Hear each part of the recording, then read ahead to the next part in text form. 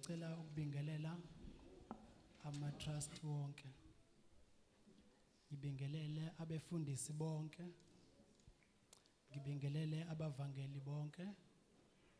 Ngibingelele umholi wentsha ngokukhethekile. Ngibingelele ubuholi bonke bentsha ngokukhethekile. Ngizobingelela omama befundisikazi, omama bavangelikazi, nodade nabafowethu nebandla lonke likaNkulunkulu ngelihle igama lenkosi uJesu Kristu umfelo wethu. Amen. Ngizoqala ngokubonga ithuba ome phambi kwenu ngoLwando isibongo kwaKwaChibe. Ngokuthunywa ke ngabaphathi bami bathi angizodlulisa amazwi izwi lenkosi.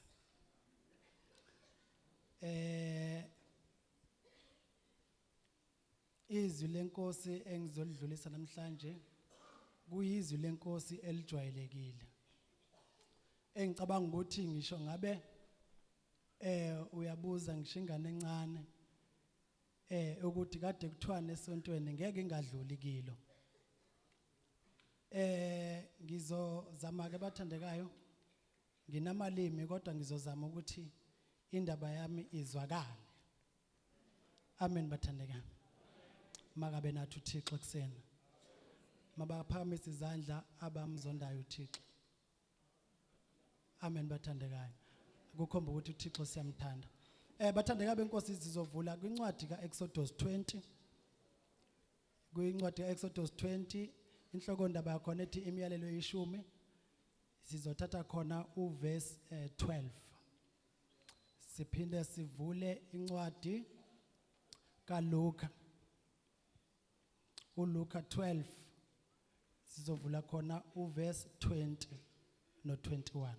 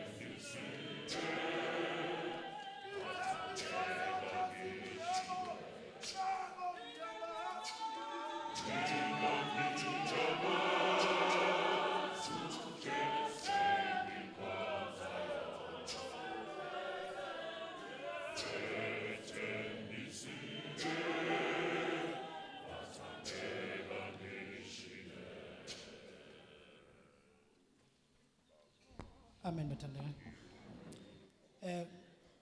Incwadi ezimbini ngo-Exodus 20 kanye noLuka 12 verse 20. Engicabanga ukuthi Exodus 20 imiyalelo yeshumi kuverse 12. Inhloko ndaba yakhona ithi imiyalelo yeshumi ifundeka ngokuthi hlonipha uyihlo nonyoko ukuze imihla yakho yalule emhlabeni uNkulunkulu akunike yona. Ezinye incwadi zibeka ngokuthi zithi beka uyihlo nonyoko ukuze insuku zakho zolule emhlabeni uNkulunkulu akuphe zona. Enye ibeka ngokuthi yazisa uyihlo nonyoko ukuze imihla yakho yalule emhlabeni. Amen bathandekayo. Incwadi siyithola ku-Exodus ekuyincwadi yesibili ekubhalweni kwencwadi. Incwadi esiyithola lapho uNkulunkulu esazama ukuqondisa icabinet yakhe. Nikhumbula uNkulunkulu uthe mayezoqala icabinet yakhe ehlela uhulumeni ozosihola umhlele ngencwadi kaGenesis. Wamhlela okuthi uma ngabe mhlawumbe uthe ufunda iBhayibheli wageja ukuqonda ukuthi uNkulunkulu ubuyapi, uNkulunkulu ungubani, uNkulunkulu wenzani, uNkulunkulu inhloso yakhe noma injongo yakhe ngathi kwakuyini, konke uzokuthola kwincwadi kaGenesis lapho esahlela khona icabinet yakhe noma uhulumeni ozohola thina abantu bakamoya. Utha uNkulunkulu noma yayiminingi imithetho eyayiqondisa noma iyala abantu yayibalelwa ku 700 times noma ku 700 yemithetho. Kodwa simbonela uNkulunkulu ebuholini bukaMose esithi Mose ake senze imiyalelo yeshumi ukuze ngiqondise abantu bami. Nikhumbula ukuthi uNkulunkulu esahlela icabinet ebeka abantu bakhe wabashiya nomyalelo. Wase ebeka isithiyo ngale ukuthi owenze lokho ukuthi wayisono uyokufa nokufa. Kodwa sibona uNkulunkulu kwincwadi yesibili engu-Exodus. Umuntu sevele wonile kuGenesis incwadi yokuqala lapho esahlela khona icabinet umuntu wona. Okuthi uNkulunkulu uma wengenalo uthando ngathi noma injongo ngathi ngabe wayinqamula nje kuGenesis ayingakazi iqhubeka. Kodwa ngenxa yokuthi uNkulunkulu uyasithanda usenzela isinxephezelo. Indlela zakhe zonke mangibhekile lana kulezi incwadi ziye kuthenini kuze kuhlengwe umuntu. Makabe nathi uThixo.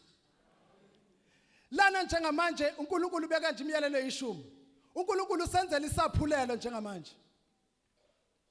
Uthi le mithetho mayingedluli esandleni zethu. Engicabanga ukuthi mangibukisisa kahle lo mthetho esiwufundayo namhlanje ungumthetho wesihlanu emithethweni ayilobekile imithetho yeshumi.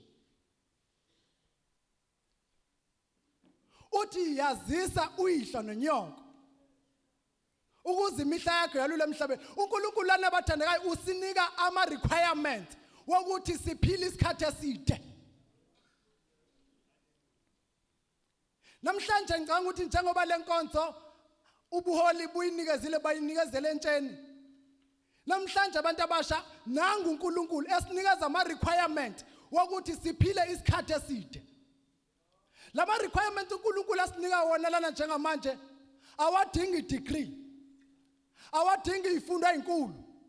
Awadingi ukuthi uphenqe incwadi ezinkulu. Awadingi ngisho ukuthi uzuphume nakuphume ekhaya.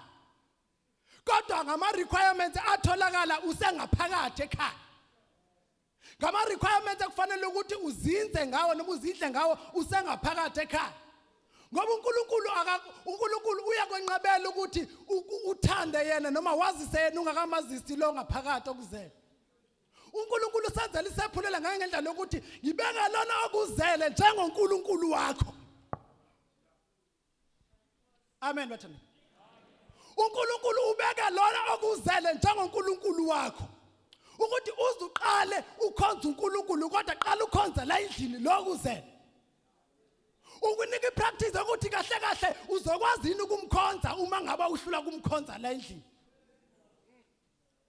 akuyinkinga abathandekayo ukuthi uNkulunkulu kunenkonzo ayibekile phakathi kwethu noNkulunkulu lo ambekela endlini ngoba mangabe umedelela uNkulunkulu ubekile isinengiso ukuthi awukwazi ukwedelela lo uNkulunkulu ohlala la endlini ubesuza kimi uzokhothama kimi ithi ndaba qala kulo uNkulunkulu qala ombona ngamehlo ngoba uNkulunkulu asimbonanga ngamehlo kodwa simbona kulabo abasiholayo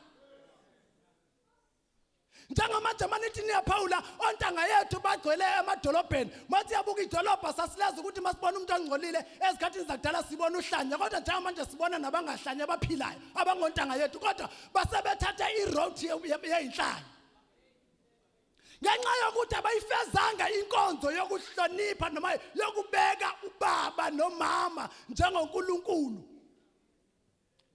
namhlanje manithi niyabuka izinsuku zethu zokuphila zimfishane ibanga lethu bathandekayo lifishane kakhulu abantu abasha ngoba silahle uNkulunkulu esihlala naye ezindlini lo uNkulunkulu ambana ngathi akayilutho ahlala naye endlini kukhona abamfisayo abangakaze bembone ngeso lenyama kuneyingane abathandekayo ezikhulisa izihlobo ezifisayo ukuthi baba nomama ezinye zafihlelwa nokuthi zizalwa khona azizalwa khona kuleli khaya zasiswa noma zananela ukuze zikwazi ukuthola ukuphila ezinye zithola sezithola ngomakhelwane abangakwazi ukuhlala nezimfihlo bayihlebela ingane ukuthi ubone nje kahle uyazi ukuthi akakuzali loyo ezinye zithola ngeingane esikoleni zithi ziyadlala kodwa awuvele wena usiyena kwasibanibani ngoba zizwa abantu abadala bekhuluma bekuyihlo nonyoko ukuze imihla yakho yelule emhlabeni yazi bathandeka inkonzo njengamanje esikhathini sesikuso inkonzo le yabazali isibona ngathi ithatha kade inkonzo eshashayo inkonzo yabangani yabona uma ungabeka uma ungayiqhatha ubeka inkonzo yomzali ubeka inkonzo kaShomi inkonzo kaShomi iyashesha saze sabancane nokucabanga kancane sijahe ethuneni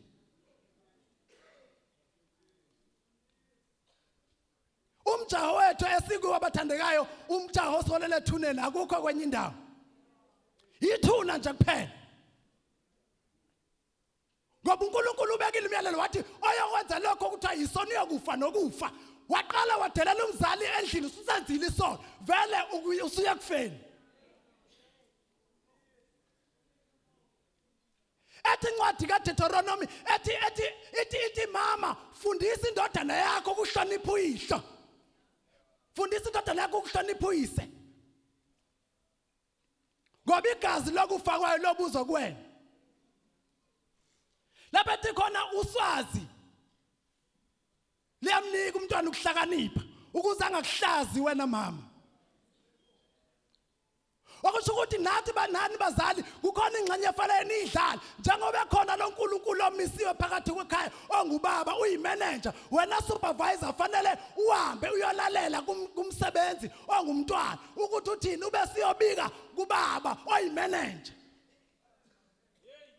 ngoba waqala umsebenzi wanyathela ubaba ekhanda eyimanager kona ke waqala umsebenzi ongumntwana wakhuludela eoffice lika baba engazi umama oyisupervisor kona ke mawuzo reporta indaba iqala ku supervisor qa ngaphambi ukuthi iye ku manager ngumphathi omkhulu akukhulu ukudela emnyangweni wemanager kanjalo kanjalo umhlanqasho kodwa umnyango wemanager kefana uyahlonishwa akungena umnyango wemanager ingenziwa appointment ukuthi uthi appointment fanele iqala ku supervisor phakathi kwekhaya masofeza inkonzo kaNkulunkulu ekuhlonipha ubaba uyihlo nonyawo fanele ukuthi ngiqale kumama oyisupervisor andule ukuba indaba yami iyafika kwimanager engubaba angikwazi ukukhuludela eoffice lika baba ingazi supervisor ngumama wathi kaDeuteronomy ithi kwakusho ukuthi inkonzo yoswazi inkonzo kaMama ngoba kuthiwa liyamnika umntwana ukuhlakanipha ukuze angakuhlazi wena mama. Lithi ngazathi maliqhubeka inceku etotosiwe isiphetho sayo sibi. Ububi bakhona buholela ethuneni. Haleluya bathandekayo. Yazi isihla nonyoka. Ukuze imihla yakho yalule emhlabeni. Ikhona lokho nje akukho okuningi esikunikeziwe. Sinikeza into elula bathandekayo benkosi. Kodwa lento elula asiyisebenzisi. Sibona ukuthi angcono yosho. Ubona ukuthi intanga yakho ephendula umama wakhe noma ubaba wakhe kabi. Ubona ukuthi ake ngizoyizama la ngizoyizama ekhaya kanti usuyona. Umama ngumama noma sethakatha. Ubaba ngubaba noma segibela imfene. Akujiki isibusiso sakho sibekiwe sibekwa kuyena. Ngisho ngambona ngathi uyisidaka umbize ngamagama mhlawumbe uzobe embiza ngamagama emphakathini kodwa kuwena lawo magama awakufanele ngoba isibuso sakho sibekiwe kuyena. Uyathanda uthandi ngisho ngabona mama nabanye baba begeza beye emisebenzini yena engageze evuka engene engadini noma eyolekelela emakhishini ungumama. Ngisho ngabona abanye baba bephuma bedumisa imoto behamba owakuba bephuma ephuma eyolusa inkomo zakamakhelwane noma eyolima ingadi kamakhelwane ungubaba akajiki. Asikho isigaba la khona esithi khona kufanele ukuthi wena umshiye ubaba okuzalayo noma ukhuluma amagama agwenqa ngayo ngoba eyisimo esithize ozibona ingathi wena cha akukho. uNkulunkulu kwenqaba lokho. uNkulunkulu akathanga amayibeka la athi hlonipha uyihlo nonyoko akabekanga ukuthi onjani. Akabekanga impawu ukuthi hlonipha uyihlo onjani nonyoko onjani ukuze imihla uthi hlonipha nje uyihlo nonyoko. Qondile indaba. Makhulunywa ngobaba nomama kukhulunywa ngalokuzalayo kuphela. Sakhula sishawa lokubingelela nje. Udlule ngabingelela kumuntu omdala exosha uzaze kushaya. Mawubaleka umhlulile afika abingeka athi njalo lengane emakhelwane ayingibingelelanga ushawa. Ngoba ingane ikhuliswa isigodi. Sinenkinga yezingane engasaphathwa. Haleluya bathandeka. Sinenkinga yezingane engaphasi ezingasaphathwa ezingomkhuluzi ezincane. Haleluya bathandekayo. Sinengane engasaphathwa ezifika zihofa inkani zihofa lothisha ezikoleni ngoba ingane azisaphathwa uhayi azimazi ekhaya makufika ukuthi hayi esikoleni iyayiqabuka kwayilento iyazi ibona ukuthi sekuxatshana nayo. Haleluya bathandekayo. Le ncwadi esiyibhala izophendula ngoba nathi kusasa sizoba ngabazali. Wakwazi ukuthi uma nibahlanu esiswini sika mama nibe abathathu bemhlupha umama labo bathathu sebeumbile umgodi wethuna lika mama. Wena masuzale zakho izingane ziba 5 eyakho imgodi kusho ukuthi mihlanu. Uyathi ujiya ngapha uphasa kathuna njengapha uphasa kathuna kuphendula incwadi wayibhala ngomzali ungamhloniphi.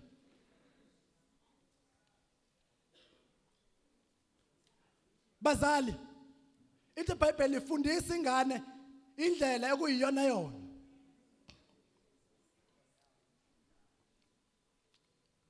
Ithi incwadi yezakha ithi ngoba izokuphuma ngoba lokho kuzokuphumuza wena mzali. Haleluya. Makabe nathi Thixo. Namhlanje sibona ingane ezincane ontanga yethu bagcwele emajele. Lentami isejele njalo yikho ngoba kwaqala ukuthi la ekhaya ngena ngo6 yena ubona ukuthi la ekhaya ngena ngo10. Into elula nje. La ekhaya kwenzi umkhuleko wokulala erobotini ubona iphara licela. Mawuhlisa iwindi ulipha khona. Utshela ukuthi njalo uNkulunkulu uyakuthanda. Makabonga uThixo. Masibalandeni bathandekayo singabaqwasi. Asingabaqwasi ngoba nabo bangabantwana bakaNkulunkulu. Akukho la iBhayibheli khona elisiyalela ukuthi asibaqwasi. ngesono esisodwa esiphendukayo. Wayengeke uNkulunkulu ashiye izimvu zakhe eziyi-99 ahamba leqe ivu eyodwa elahlekileyo. Nalikhela uNkulunkulu sinikezile masilanda abantwana bakhe. Makabonga uThixo. Abanye basenawo ngisho amandla okubuyela ekhaya, bashiya bonile. Abanye basenawo ngisho amandla abazi nokuthi amakhaya angakuphi. Ngahlangana nelinye eThekwini, ngiyabuza mfowethu, lithi imkhaya sengibona ama plate. Ngithi mfowethu ngowakuphi? Uthi ngowasepangeni engwelezana. Ngithi mfowethu awugibelela nasihambe uyobona ekhaya. Uzokunika imali yokubuya. Hayi lutho. Lutho. Makabonga uThixo. Hlonipha uyihlonanyoko ukuze imihla yakho lule emhlabeni. Abanye bafaka kubi befela enkonzweni yebhodlela. Efe insipho zibile esiswini, kubile insipho zebhodlela. Haleluya bathandekayo. Kodwa noma kunjalo uthi sowubanda umkhonto ungena esiswini athi inkosi uzube nami eparadise. Abanye akusibo bonke bathandekayo abafa beyolahla ngoba abanye kuyakhombisa ukuthi izinsipho zebhodlela azikwazi ukuzemboza izinsipho zikaNkulunkulu. Ngoba kunabazali abakhulekayo. Akhuleka guqa umzali ingane yakhe ebona kahle ukuthi ayikho ngo12 avuka enza umkhuleko womzali uyayihlenga ingane. Makabonga uThixo. Khumbula lesiphambanweni iselelesi. Sasibethelwe kanye noJesu. Kodwa sathini? Sathi inkosi uzube nami eparadise. Inkosi uzondikhumbula. Wathi inene ndithi kuwenza kuba nawe eparadise kaBaba. Wenzani uThixo ngelo xesha? Uzama ukufeza idinga lokuthi noma lingambiwe ithuna endaweni yezigebengu, kodwa mina ngine candidate emumethwe lithuna endaweni yezigebengu elibhilonga endabeni yabangcwele. Makabonga uThixo. Athi babusisiwe bafela enkosini. Kodwa abanye bafela enkonzweni yebhodlela. Kuhlukana imbono mase kumale ngcwatshwe. Kuthi hayi ube ngakhona. Hayi ube khona. Akekho iminikelweni, akavela indawo. Kodwa ngoba ukwehlulela ngokaNkulunkulu, uNkulunkulu uthola ukuthi yena une candidate yakhe ekuphikiswana ngayo, kodwa yena uNkulunkulu une candidate yakhe ngoba imfihlo kaNkulunkulu akayihlebela inkinga abashumayeli. Nayo inkinga la ikhona. Akekho wayazi esiphambanweni ukuthi iselelesi uNkulunkulu sesibekele indawo emathuneni wabalungileyo. Kodwa babazi ukuthi ngoba uyisoni bambeka endaweni yezoni. Kodwa yabonakala inkosi yasekhaya ezulwini inqamula amathafa iyofuna icandidate yayo, iyobhikiza ingcwaba, iyokhipha icandidate yayo ngoba ibhilonga kuyona, ifuna ukwenza isibonelo ngamandla kaNkulunkulu. Makabonga uThixo. Hlonipha ihlonanyoko ukuze imihla yakho yalule emhlabeni. Akhathaliseke ukuthi uhlobo luni. Akhathaliseke ukuthi unjani, akhathaliseke ukuthi wakuzala kanjani, kodwa akuhlonipha uyihlonanyoko. Makabonga uThixo. Uthola ukuthi izibusiso siziphiwe. Kodwa inkinga ama requirements okulondoloza lezi zibusiso asinawo, siwashiya endleleni. Makabonga uThixo.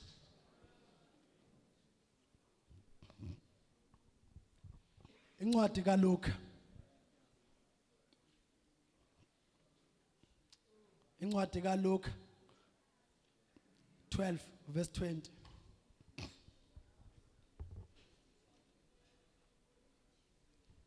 Efundeka kanje. Kepha uNkulunkulu wathi kuye, siwulandeni kulobu busuku umphefumulo wakho uza kuthathwa kuwe. Pho-ke ziyakubangeza kabani lezi zinto ozilungisileyo na? Kuba njalo ke kumuntu ozibekele ingcebo ebe engacebile ngokaNkulunkulu.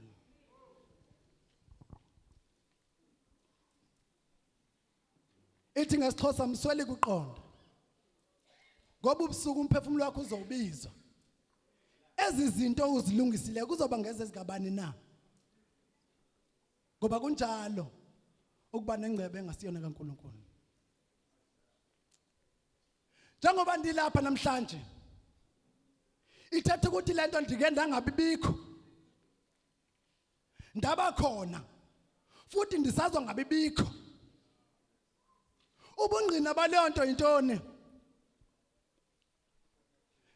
xa singajonga ama transaction wethu xa kuphela inyanga ayatsala amanye akaFbob amanye ayakacebo lethu amanye ayakosibanibani lonto ithethe ukuthi ulungiselela ungabibikho ubukade ungekho ebevele khona yena uThixo wabakhona ukhona uThixo usoza ngabibikho uzobe sachochentla amen bathandekayo uzobe sachochentla uYesu Kristu ehlabelela ingoma haleluya bathandekayo namhlanje hayi kusasa siwulandini namhlanje umphefumulo wakho uzobizwa indlela zokubizwa kwemphefumulo yethu ziningi ngaphuma la namhlanje kukuhle kusasa kube ngokunye ngoba imihla yethu ifihliwe imihla yakho izobizwa ibizwa usadelela ungakayilungisa indaba yakho noNkulunkulu wakho